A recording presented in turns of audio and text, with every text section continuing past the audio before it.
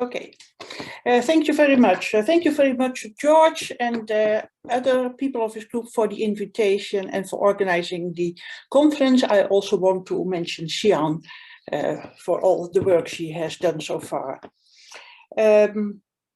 That I am here on the second day gives me an opportunity also to react on some of what happened yesterday and also on the previous paper, of course, which is nice. Okay. Now I will try to share screen. I hope hopefully it works well. Oh.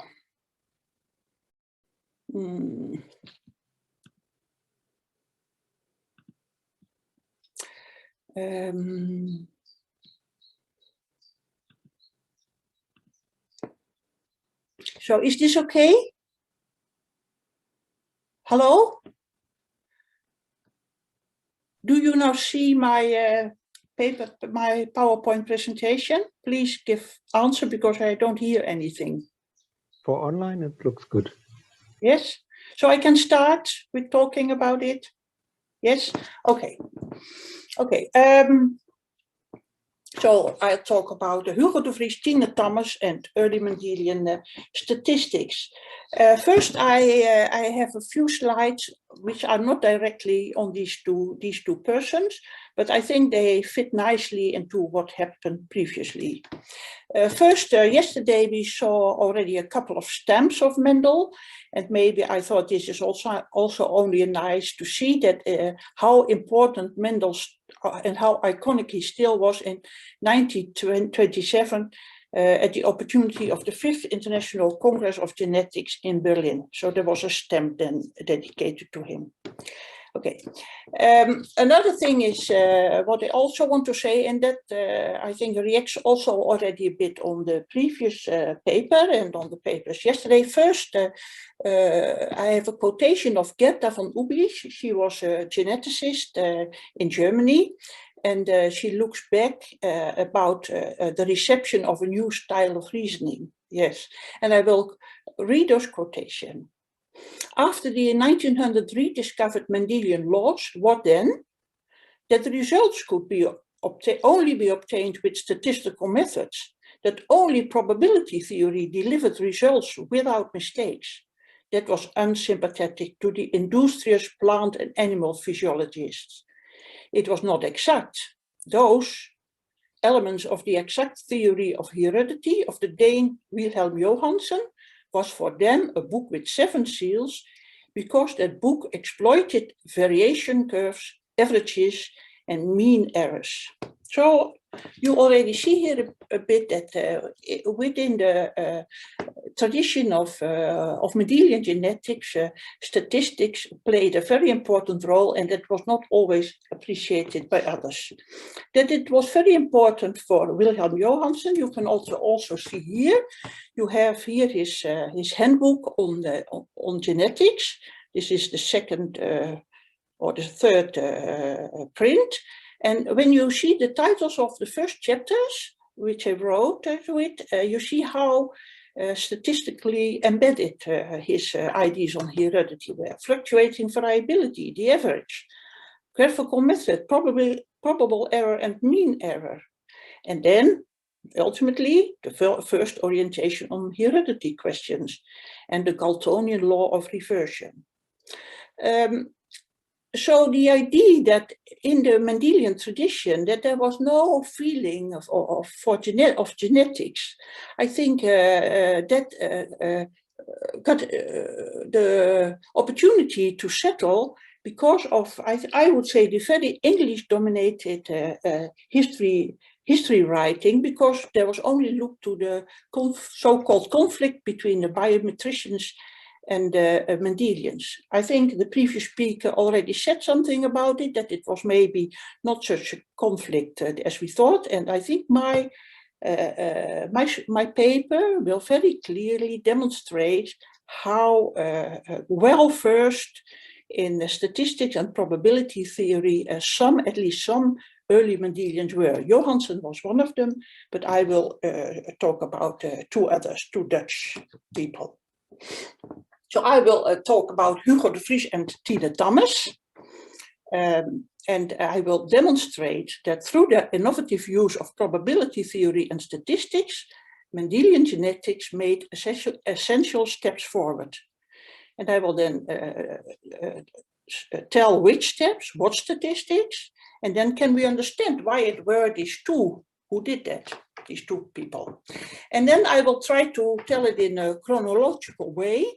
And I will then also say they both were Dutch scholars, and Hugo de Vries was in Amsterdam, in the west of the country, and Tine Tammes was in Groningen, in the north of the country. And I will swap between those two places and then try a chronological story. First, Hugo de Vries. We heard his name yesterday already several times. He had a PhD in plant physiology in 1870, but he already made then a statement on that in the book of Darwin on evolutionary theory that it was unsatisfactory with respect to heredity. But he worked then Hugo de Vries in plant physiology. He was a researcher during the vacations at Julius Sachs' lab in Germany, which was then the top spot at the time. He was also a teacher at the secondary school in Amsterdam. Then in 1878, he became a professor at the University of Amsterdam, and he remained that until his retirement. He became famous nationally and internationally. So then, when he was already a professor, he attended a Dutch natural and medical conference. And there in 1887, there was a paper by a Belgian colleague, Julius McLeod. And it was entitled Fertilization of Flowers by Insects, and then between brackets, Statistical Considerations. We, of course, are especially interested in what is put between the brackets. And he was interpreting his research results statistically. He tried to do that. And how did he come across statistics? That must have been through his father, who was also a professor of botany in Belgium, and he had connections with Ketelaere. I think we have not yet heard at this conference the name of Ketelaere, and he was very important. We will see that in the case of Hugo de Vries, but that is, he also influenced Galton. Okay, that was in 1880. So he came into contact with the statistical reasoning and statistical methods. But in 1889, he published his booklet, Intracellular Pangenesis. In German, he published it, Intracellular Pangenesis. That was a qualitative heredity of theory. There was no statistics in it. Okay. That was a very important publication. Someone yesterday already mentioned it. In 1890, he wrote a paper on the sowing of cane sugar, and he talked about a bell-shaped curve, and he named it Ketelaere's law. So we see that he tried to apply statistics to interpret and to describe his research results. Now we go to Groningen. So we travel from Amsterdam to Groningen, which is now a two and a half hours ride, and it was in the past maybe 3-4 hours by train. Okay, there was Tine Tammes, a young female who became in 1890 a pupil of Jan Willem Mol. Jan Willem Mol was a professor at the University of Groningen, but what is important, he was a friend and colleague of Hugo de Vries. They exchanged many letters. They learned to know each other. Mol studied at the University of Amsterdam, and there he came into contact with Hugo de Vries, and they were really very good friends. Hugo de Vries was, I would say, he liked Jan Willem Mol very much. And they exchanged many letters, and fortunately enough, they are preserved at the University of Groningen. Okay, Tine Tammes started to study with Jan Willem Mol, but she could not do academic exams because she had an insufficient secondary school, She went to a secondary school for girls, and you could not, that did not give access to academic exams. But she could take teacher certificates, and she did it in 1892 in physics, chemistry, and cosmography 1. In 1800, yes. And what is interesting, you see it a bit at that certificate, she had a talent for what we see to say exact thinking, for quantitative thinking. She had a talent for it. Okay, now we go to Amsterdam again, to Hugo de Vries. We know that in 1893 he had come across Galton's book Hereditary Genius. And he, from 1869, and because he writes in his letters with Jan Willem Mol, they exchange letters about it. And then when we look at his publications, that he then not longer talks about Quetelet's law, but about the Galton curve. But in both cases, he means what we now say the normal distribution. In 1894 and later, he worked at experimental evidence to support his ideas on heredity, which he had published in 1889 in Intracellular Pangenesis. Because his booklet was not well received, and he wanted to convince his colleagues, and then you have to come up in that time with experimental evidence.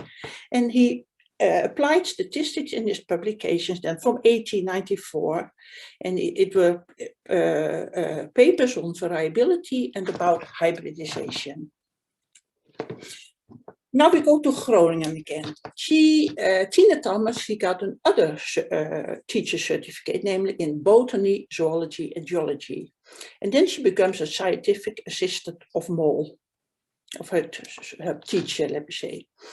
And then Mol asked Hugo de Vries, can Tine Tammes work with you for a time and do some work with you? And that that needed some convincement of Mol, but it happened, and she worked with Hugo de Vries in Amsterdam for a couple of months. And then you can see at her work that she also was doing research in line with what Hugo de Vries was doing. Now we go to Hugo de Vries again. In 1998, there have been discovered research notes of Hugo de Vries. Yesterday we heard there are no research notes of Mendel, and that would have been very interesting. There are not many research notes of Hugo de Vries, but there are some dated from 1896. And they are really interesting because they give new insight about his role in the so-called rediscovery in 1900. Because in those, he's talking about hybridizations between several flowers, plants with flowers of several colors. And what is important that he is talking about his law of benzene hybridization. So he speaks in the terminology of his booklet of 1889, but he is also mentioned that the 1-to-1 law in those notes. And what did he mean by that? Because we know that he was well known with Quetelet's work, and that he studied his publication, his book. And when we go to the book of Quetelet, we can only conclude that Hugo de Vries must have meant two drawings, the model of two drawings of an urn with white and black balls, resulting in a binomial distribution with success chance a half. He also talks about old type in those research notes, about central hybrids. He talks about 100%, 75%, 25%. So that's exactly what to say it in Mendelian terms, or let me say, yes, Mendelian terms, dominance, pairs of factors, of pairs of Anlagen, and about a random distribution. So the only conclusion can be that in 1896, he already discovered what we later were going to name the Mendelian laws. So when he, in 1900, claimed that he already had discovered the Mendelian laws himself before he read Mendel's paper, we can only conclude that he was correct, because he already in his research note from 1896, he formulated those laws. So so without Mendel's paper, he already discovered, let me say, the Mendelian laws. Then you can, of course, know, why did he not claim that this discovery in 1896? And did he wait till in 1900 he came across Mendel's paper, and then he had the need to say, I already knew that? I think when you know what he was doing and how he was thinking, you can understand that. Because he was not yet certain, because we also see in his research note that he was trying other models to fit his research results. Maybe even more important was that he was only partly interested, because he was involved in mutations. And that resulted in 2 volumes, Mutation Theory in 1901 and 1903. And that is very well, let me say, illustrated when we look at the letters he exchanged with Jan Willem Mol in the period that he wrote his rediscovery papers, because he doesn't write to Mol. He writes about everything what was important to him, to Mol. They are about his mutation theory. The letters are full of his mutation theory, but not about Mendel and his rediscovery. That's what I think important. So it was not important for him. It was not important for him and not entirely independent. It was also ultimately inconsistent with his pangenesis, because his pangenesis was not such a quantitative theory than the let me say Mendelian heredity would be. Okay, so and I would say, as a reaction on the remark yesterday of George, I think that probably for that reason he was later also not willing to pay for the statue of Mendel in 1910, because he never felt himself a Mendelian geneticist. He was always working on mutation theory, and he was always believing in his own ideas on heredity, and they were not in accordance with the Mendelian laws. Okay, that's the first. Now we go to Tine Tammes in Groningen again. 2 years later, after the rediscovery, I already told that he, with the astronomer Kaptein, they exchanged, Jan Willem Mol, her teacher, exchanged letters with Hugo de Vries, also on Galton and on the use of statistics. And then in Groningen there was the astronomer Kaptein, and he was asked to give lectures at a botanical laboratory on statistical methods in botany. And can only have been Mol and Tine Tammes together who will have asked him to do that. Kaptein was at the time a famous astronomer. And what is important, therefore, of course, they asked him, he used statistics to deal with the abundance of astronomical data. And he was willing to do that. And he gave 10 lectures, and he explained the methods, as he said, of Quetelet, Galton, and Pearson. And it's interesting, he also said it was a lot of work for me, because the kind of statistics he used in his astronomy was different from those methods of Quetelet, Galton, and Pearson. So he really had to study it. Okay, so he gave those lectures. Mol and Tammes will be present. I have found research notes notes that Mol attended those lectures. So I did not yet study it entirely, but I can carefully look what Kaptein has done in those lectures. Okay, and Tammes will also have been there. And in 1904, she already publishes on statistics. So she writes an article, a paper on nutrition and fluctuating variability. She uses the median and the quartile, and the botanist praised her for that article. Okay, then Mol organized a prize contest on flax. The prize contest was was done by the Dutch on flux investigation. That was by the Dutch Society of Sciences, and there was a prize involved.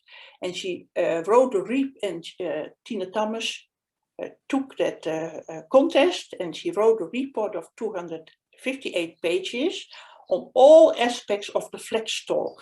So the Flachstengel eine statistische anatomische Monographie, that was entitled. And so she used statistics, correlations, variation, etc. in it. Yeah. And she won the prize. Okay, so that we see that she became well versed with flux and also with statistical methods. But more important is her publication in 1910, in which she crossed 6 flux varieties with different sizes of seeds, and she she is hybridizing it, and she looks at the first and second generation. And you see here what I took from the article she published about it. So we see at the graph below, we see the first generation, parent generation, small seed and larger seed. Then we see the first generation in more or less the average of the seeds, and the second generation becomes more flat, but it's also more or less in the middle. And she could explain that. She said there is always some fluctuating variability, but you can expect in the first generation, when you assume that there's no dominance and recessiveness, and there are more than one pair of factors, they call it factors, later called genes involved, you can explain these results. In the first generation, it's all one big A and one small a. And in the second generation, you have all kinds of possibilities between two big A's to 2 small A's, and then dependent of the number of factors that are involved, you have to multiply with the number of factors. So it is called the multiple factor theory, and that gives a binomial distribution with success chance and half, and the number 2n. Okay, so she succeeded to explain, let me say, what looks like continuous blending heredity. Sure, so she explained blending or non-segregated heredity of continuous factors in the Mendelian framework, which was a problem at the time, because Mendel's original work was not about continuous factor, but about discontinuous factors. There were more articles around 1910. We already heard about it. We already heard the names, and we already even saw names of East and Nielsen Ehle. And in the previous lecture, we already saw the article of East when he also published about it. But when you compare the paper of Tine Tammes with the paper of East and Nielsen Ehle, which make more or less the same, are also talking about the continuous heredity, explaining in the Mendelian framework. Her one is stronger. And that's because of a probabilistic and statistical approach. She even could make claims about a number of factors. And it's interesting, I can't exactly remember if it was East or there were others who published about this topic. They did not claim that they proved or give evidence of the multiple factor hypothesis. They did not. They mostly said more work has to be done. But when you look, they are then named as the people who supported the multiple factor hypothesis or who proved it. But my statement is Tine Tammes had the most convincing evidence. Unfortunately, her work was so by many unnoticed, but it was noticed by Wilhelm Johansen. And I quote from his handbook, the beautiful investigations of Tine Tammes give the impression of a positively non-segregating character. Okay, so that's that was what she did. Then she, something more about her career. In 1911, she became honorary doctor. Moll tried to fix that, and he used the argument of her beautiful work on flux, amongst the others, the article I just discussed. And in 1990, she became professor of variability and heredity. She was the first female professor in Groningen and the second in the Netherlands. And she was also the first professor of genetics in the Netherlands. And then I would say, as already referred to, she was one of many female geneticists. Not in the Netherlands, but in England, in Germany, in the United States. Amongst others. And yesterday I heard Bateson and his associates. When you talk about his associates, it were almost only females. I heard the name Pellew, that was Caroline Pellew. She was also a female, was one of his associates. Okay. So the conclusion. I think I demonstrated that through their innovative use of probability theory and statistics, Mendelian genetics made essential steps forward in their cases. I told you which steps that were. Hugo de Vries was really a rediscoverer of the Mendelian laws. What statistics? What's mainly the, let me say, the binomial distribution that they applied. They also used other statistical methods, but in what I showed you. And can we understand why it were these two who did that? We saw there was a connection with with Ketele, which came to Hugo de Vries. Hugo de Vries corresponded with it with Moll. Moll discussed it with Tine Tammes. Tine Tammes was talented in it, and she also took that up and applied it. So, and what is of course interesting and important, that there was an astronomer who, there was a group in Groningen, and especially Kaptein, an astronomer who made them more at ease with those statistical methods. So that was my presentation. Thank you.